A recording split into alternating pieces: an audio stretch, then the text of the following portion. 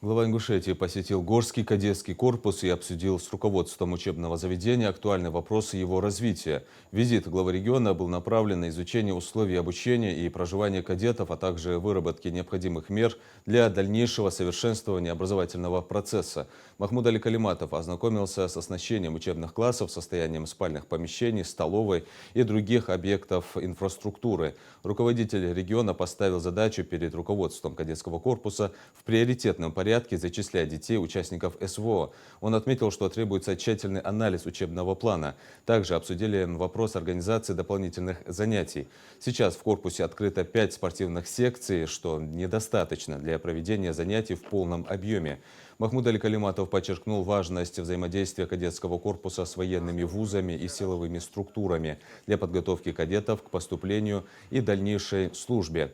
Директор кадетского корпуса отметил, что уже начали практику организации профильных классов с углубленным изучением предметов, необходимых для поступления в военные вузы. Значительное внимание также уделили оснащению учебных и модернизации компьютерных классов, разделению учебного процесса для младших и старших курсов. В заключение глава Ингушетии подчеркнул, что республика будет оказывать всестороннюю поддержку кадетскому корпусу. Как успех, марш удобно. Все отлично вообще. Нормально все. Учащиеся. Все хорошо. Корпус. Товарищ глава республики, разрешите обратиться? Да. Вручить вам этот кинжал в честь уважения от кадетов первого курса. Служу Ингушетии и России. Бархам. Учебный процесс налажен, занятия идут, кадеты занимаются, передковая работа в полном объеме ведется. Педагоги все. Педагоги все укомплектованы, преподавательский состав высококвалифицированный, даже есть кандидаты наук, у нас по физике кандидат.